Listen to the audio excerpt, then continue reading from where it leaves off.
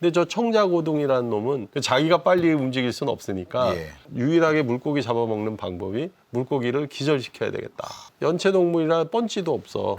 유일한 방법이 인슐린을 뿜어 물고기한테. 인슐린이 순간적으로 혈당 저하가 오는 거야. 기절을 하는 거지. 그때 가갖고 기절한 물고기를 먹게 되는. 연세대 의학바이오 컨버전스 연구단 김성훈 박사님이다. 단장님 모셨습니다. 반갑습니다.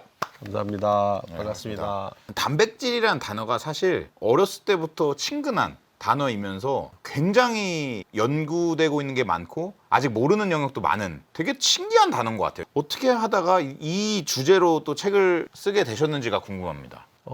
이제 전문가가 되고 나서 전 세계의 그 의학학, 생명과학의 흐름을 보다 보면 너무 유전자 쪽으로 모든 것들이 좀 쏠려 있지 않나? 라는 생각을 하게 돼요. 그러면서 이렇게 유전자가 모든 생명의 모든 생로병사를 100% 결정한다면 우리가 자의적으로 열심히 산다는 것이 무슨 의미가 있을까? 심지어는 그 유전자가 결국 만들어내는 첫 번째 산물이 단백질이다 보니 단백질이 하는 일은 무엇일까? 그러고 나서 보니까 단백질에 대한 일반인들의 관심이 극도로 먹는 쪽으로 치우쳐 있구나. 이건 아닌데 이게 편중돼 있구나. 이걸 좀 골고루 안내를 해드려야 되겠다.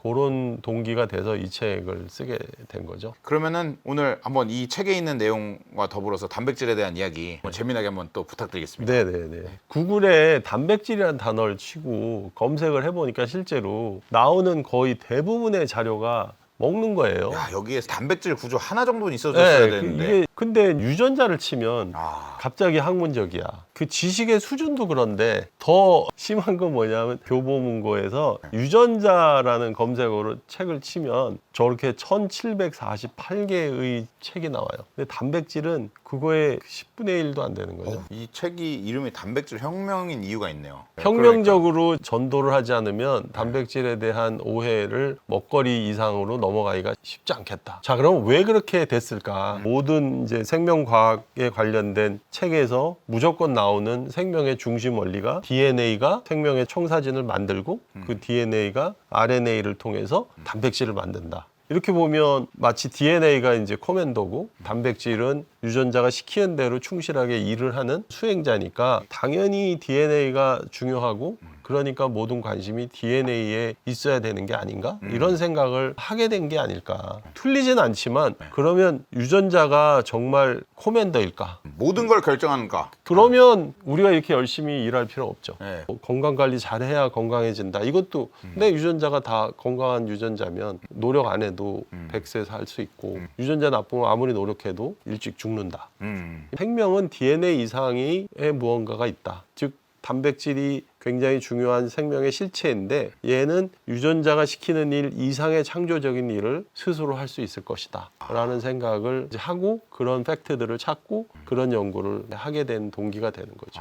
유전자는 우리한테 가지고 있는 잠재력이라고 한다면 우리의 현실을 만드는 것은 간단히 얘기하면 단백질이다. DNA는 1953년에 왓슨과 크릭 두 분이 엑스레이 회절 데이터를 가지고 저렇게 생명의 유전자가 어떤 화학 구조를 가졌는지를 이제 밝혔죠. 저게 생명과학의 마치 심볼처럼 됐잖아요. 그 이후로 저 왓슨 크릭이 유전자가 어떤 일을 하며 어떤 단백질을 만들며 이런 소위 분자생물학의 시대를 열고 현대생물학의 시대를 열게 돼요. 그런데 이제 왓슨이 이제 20세기 말쯤 되면서 야심찬 프로젝트를 하게 되죠. 유전자를 통째로 다 읽어봐야 되겠다. 생로병사를 알려면 결국 인간 유전자가 어떻게 구성되어 있는지 전체를 한번 봐야 되겠다. 거의 한 25년, 30년 정도 걸릴 거라고 생각하고 이 프로젝트를 시작하죠. 이제 미국이 자기네 혼자 갖고는 안 될 것 같으니까 이제 전 세계 학자들과 나라들을 다 참여시켜서 휴고라고 하는 전 세계 컨소시엄으로 시작이 돼요. 이제 유전자를 다 읽어버리면 그러면 인간의 생로병사를 다 예측하고 이해할 수 있을 거다라는 증명되지 않은 가설이 있었던 거죠.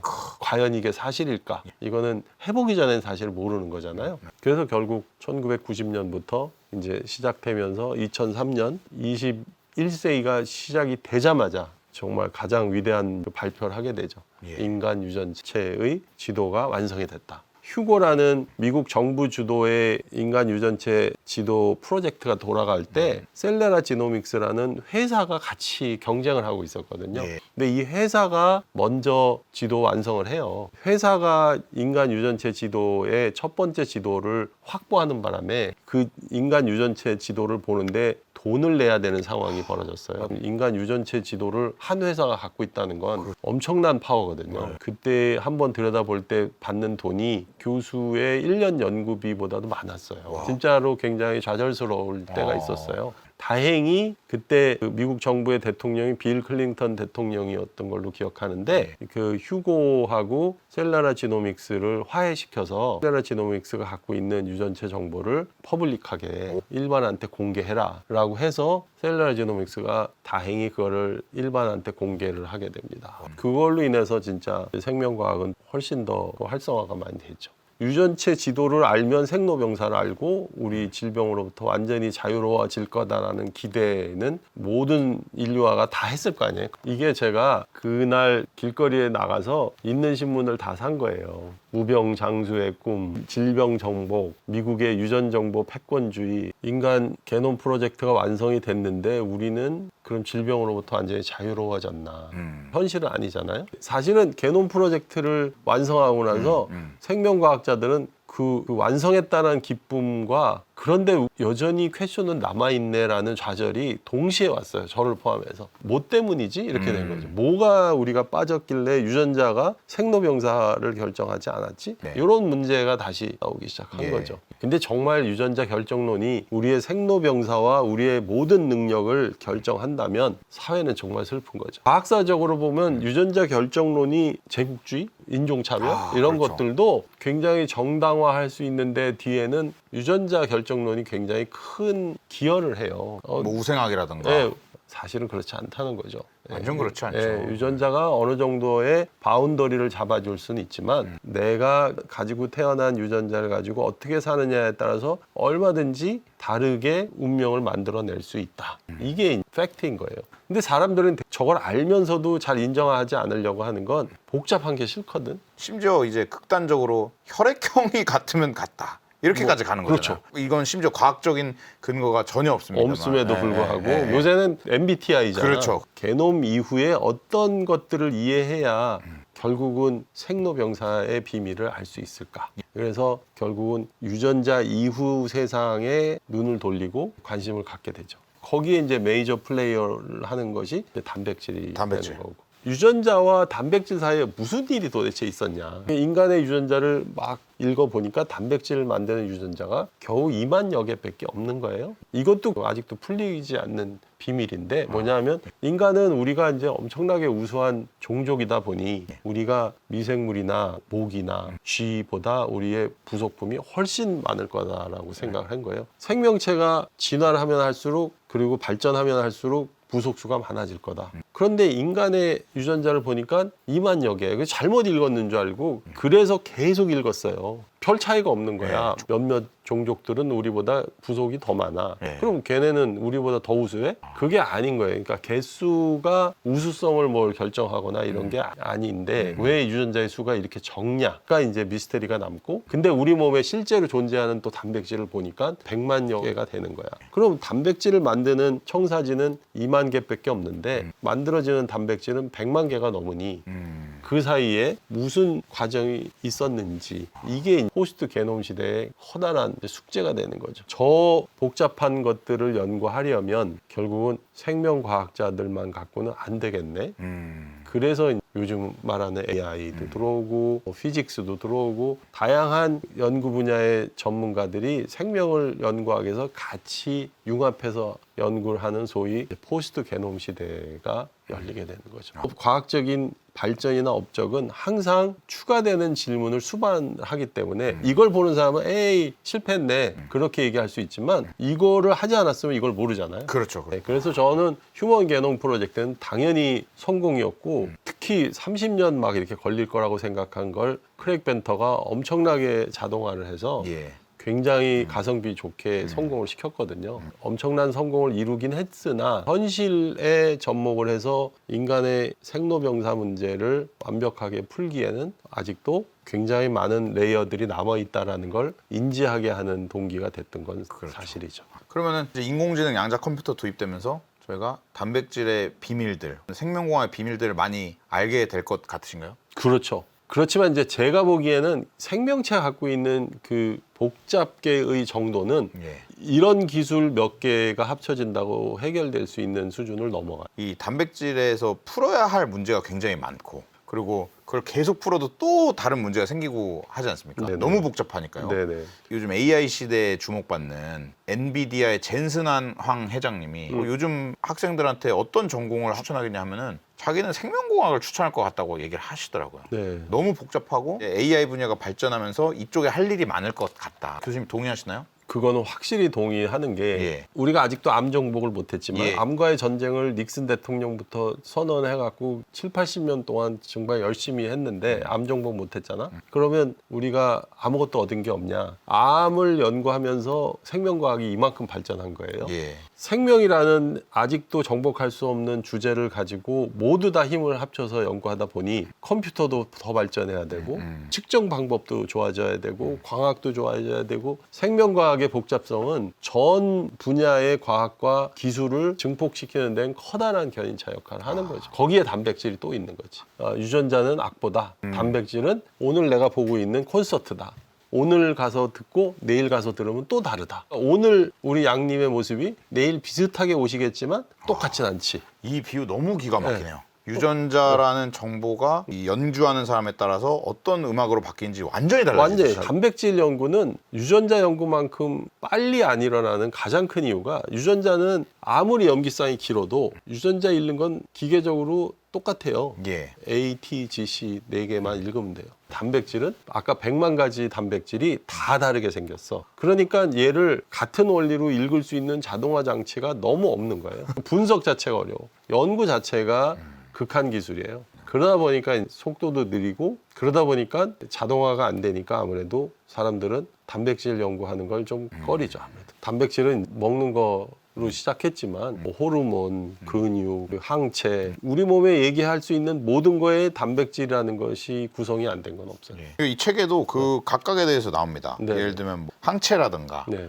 호르몬, 단백질에 대한 이야기는 다 여기에 다 넣었다고 보면 되겠죠. 아니요. 다 넣으면 백과사전이 될 것 같아가지고 그러면 아마 알짜만 요약해서 네, 역시 그냥 중요하고 좀 재밌고 재밌고 그런 대중분들에게 의미가 있는 의미가 영역들. 있는. MSG 이야기도 있었던 것 같고 네네 맞습니다. 이렇게 네, 되게 네. 친근한 영역부터 노벨 화학상 이야기. 그건 친근하진 않지. 네, 그렇죠. 네. 그런 심화적인 내용까지 다양한 이야기가 들어 있습니다. 네. 네, 그래서 뭐 단백질은 실제로 제일 익숙한 게 영양소지만 뭐 의약품에 우리는 1조 이상의 그 매출을 1년에 내는 약을 블록버스터라고 해요. 블록버스터 10대 약 중에 한 70%가 다 단백질 약이에요. 옛날에는 그 화학 합성물이 많은. 네, 요즘은 이제 다 단백질이 아마 견인하고 있는 의약품 시장이에요. 그래서 신약도 그렇고 치료제도 그렇고 진단도 단백질 없이는 아무것도 할 수가 없다. 이런 세상이 온 거죠. 그만큼 단백질이 중요하다. 이 책에서 여러 가지 여러분들이 궁금하고 재밌고 알고 있었는데 그 뒤에 단백질이 있었던 그런 얘기들을 에피소드 중심으로 모아서 여러분들이 좀 재미있게 볼 수 있도록 그 사례들을 많이 모아놨습니다. 오늘도 점심을 같이 했던 교수님이 계속 체중이 부르셔가지고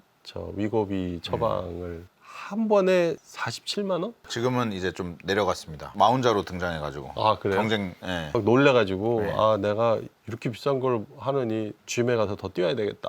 점심 때 한참 좀 궁시렁 하시더라고요. 그래서 야 진짜 비싸긴 하구나 내가 그랬는데 저게 대표적으로 그 단백질 약이었는데 원래는 당뇨 치료제로 쓰고 있었는데 그걸 쓰고 있었더니 저 약을 투여받은 환자분들이 식욕이 줄어드니까 당연히 또 안 먹게 되니까 살도 빠지고 부작용인 것 같은데 이게 순환 작용이 된 거죠. 그렇죠. 제약사가 그걸 캐치해서 약의 용도를 다른 쪽으로 돌려서 또 신약처럼 쓰다 보니까 시장이 확 늘어났는데 저것 때문에 저 회사는 뭐 유럽 지금 최대 회사가 됐고 단백질 연구하는 게 일상에서 뭐 위고비나 뭐 이런 이야기를 많이 하는데 그런 쪽에도 굉장히 연관이 있는 이쪽에 또 전망이 굉장히 밝습니다. 위고비 이런 것도 다 단백질이랑 관련이 있기 때문에 앞으로도 이런 약은 무궁무진하게 나올 것 같고 약들이 또 일반인들한테는 좋은 소식은 꼭 아닌데 단백질 약들이 이제 화합물 약보다는 생산이 어렵다 보니까 이제 비싸고 제약사들은 그러다 보니까 더 이익을 많이 창출할 수가 있어서 그렇죠.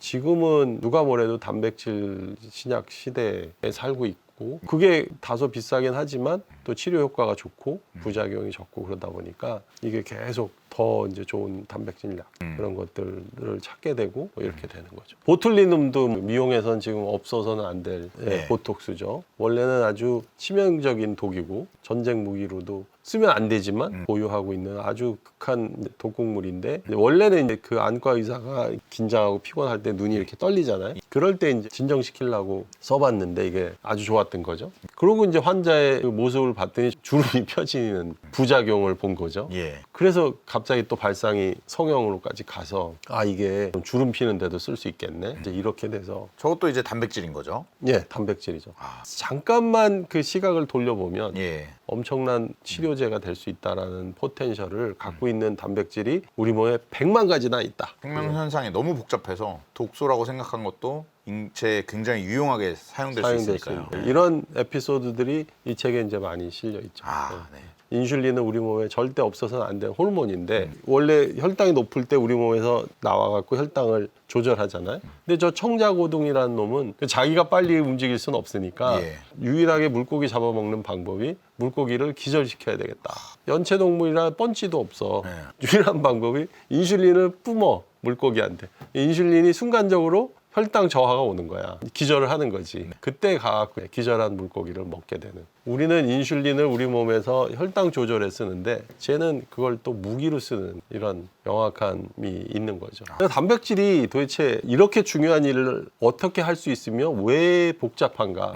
요거에 대해서 근본적으로 우리가 좀 생각해 볼 필요가 있는 거죠. 단백질들은 아미노산이 엄청나게 복잡하고 다양한 입체 구조를 만드는데 그 입체 구조가 결국은 기능을 결정한다는 거죠. 그렇기 때문에 역으로 생각하면 이런 단백질이 어떤 기능을 하는지를 알려면 입체 구조를 이해하면 되는 거죠. 그래서 단백질의 입체 구조가 결국 단백질 연구의 가장 핵심적이고 중요한 영역이 되는 거예요. 종이 비행기 그냥 종이를 납작하게 여기다 놓고 종이를 납작하게 갖고 아무리 던져도 날아가지 않잖아요. 똑같은 종인데 저렇게 비행기 모양으로 접어서 날리면 날아간단 말이죠. 기능이 달라지는, 네. 날아가는. 그러니까 결국 모양이 기능과 성능을 결정하는 거잖아요. 네. 머리카락과 손톱과 여기 있는 근육은 다 단백질인데 완전히 하나는 말랑말랑, 얘는 딱딱, 얘는 뭐 밧줄처럼 길고 뭐 이렇잖아요. 그러니까 이게 다 입체 구조가 결국은 다르기 때문에 이런 일을 하는 거라 결국 단백질 연구의 총화 중에 하나는 뭐냐면 얘가 어떻게 생겼는지를 알아보는 거죠. 단백질의 이런 3차 구조 혹은 입체 구조를 풀기 위해서 과학자들은 엄청나게 비싸고 복잡한 장비들을 계속 만들어내요. 만들어낼 때마다 다 노벨상이야. 제가 대학원 때는 단백질 구조 하나면 박사학위 하나. 비싼 돈과 노력과 한 사람의 영혼을 갈아 넣고 박사학위를 어떤 때 못 받기도 하고 왜냐하면 엑스레이 결정이 안 나오면 못 받는 거고 근데 그 문제를 완전히 해방시켜준 일이 있었으니 그게 바로 사실은 저분들은 어떻게 보면 이 감이 좋아서 남들의 과실을 따먹은 건데 왜냐하면 그동안 단백질의 구조가 데이터가 많이 쌓인 거야.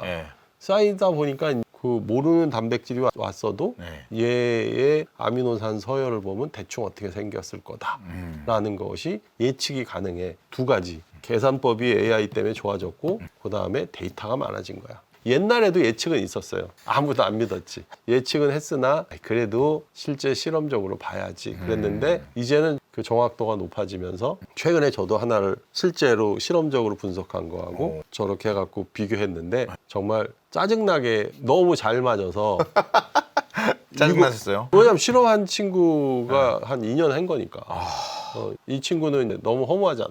세상이 이쪽이 그렇게 빨리 바뀌어버린 거죠. 그러니까요. 노벨상을 받을 만한 충분한 업적인 건 틀림이 없고요. 세상을 엄청나게 바꿀 것도 예측이 되고 연구의 어떤 시작 그리고 기획 이런 것들이 완전히 달라지겠네요. 네, 완전히 달라져요. 네. 쉬워졌지만 쉬운 만큼 또 아까도 얘기했지만 새로운 질문이 또 생기니까. 이제 입체 구조가 왜 중요하냐? 계란 처음 딱 터트리면 노른자, 흰자가 아주 투명하게 이쁘게 있잖아요. 근데 얘를 조금씩 가열을 하면 저렇게 후라이가 되잖아요. 똑같은 단백질인데 왜 가열을 하면 갑자기 고체가 되면서 엉겨 붙냐? 그럼 온도를 내리면 다시 투명해지냐? 그렇지 않잖아. 단백질은 그 기능을 할 수 있는 3차 구조를 잘 유지하려면 이제 적절한 온도와 환경이 필요하다. 우리 몸에 있는 많은 단백질들도 자기의 형태를 잘 유지하지 않으면 기능을 제대로 못 하잖아. 그렇죠. 그러면 이제 이게 질병으로 이어지는 거예요. 이런 단백질들이 자기 모양을 잘 유지하고 기능을 할 수 있도록 자기 혼자서 관리하는 게 아니고 샤페론이라는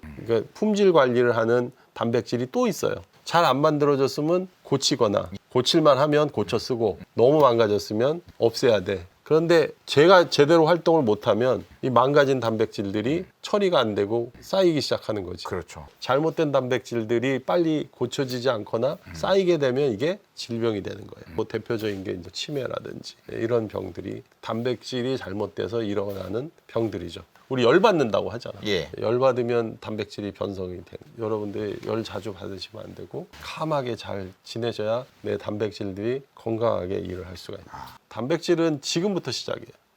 네, 이제 시작이다. 그래서 교수님이 단백질 혁명을 일으키셨군요. 혁명을 일으키고 싶은데 이제 앞으로 미래가 펼쳐질 대부분의 그 기술적인 혁명에 단백질이 안 들어가는 부위는 거의 없을 거예요. 네, 플라스틱 분해 효소. 이게 이제 환경에 지금 최고 문제잖아요. 그런 것들을 분해할 수 있는 효소는 뭐냐? 다 단백질이죠. 또 에너지, 태양광 이런 것들. 생각해보면 광합성은 숲에 가면 이파리들이 다 광합성 하잖아. 그것들도 다 단백질이잖아요. 단백질을 이용하면 해결 못할 게 거의 없어요. 우리가 잘 몰라서 그동안 못했던 거죠. 단백질 혁명책을 누가 읽어야 될까를 생각해 봤었어요. 이제 직업을 갖기 위해서 어떤 직업을 갖든 단백질을 알면 좋다. 예를 들면 음식은 당연하고 단백질이 맛을 다 내니까 예, 단백질을 이해하면 엄청나게 아주 델리킷한 음식들을 만들 수 있죠. 유튜버 어떻게 해야 됩니까? 유튜버 단백질만 갖고 100회는 찍을 수 있어. 맞네요. 조회수는 내가 잘 모르겠어. 근데 100회를 안 찍겠습니다. 그러니까 어떤 직업을 갖든 단백질을 알고 있으면은 본인 직업에 어떤 응용할 수 있는 영역이 있고 왜냐면 이 영역이 너무 중요해질 거고 지금도 중요하고요. 그러니까 이 교양으로 또 단백질에 대해서 좀 알아가고 싶은 분들 혹은 진로로 또 생명공학을 생각하는 학생들이나 학부모 여러분들 이런 분들에게 강추드립니다. 여러분도 단백질 혁명에 동참하시죠. 동참하시죠. 지금까지 안 될 거 학 약 김성훈이었습니다. 감사합니다. 감사합니다.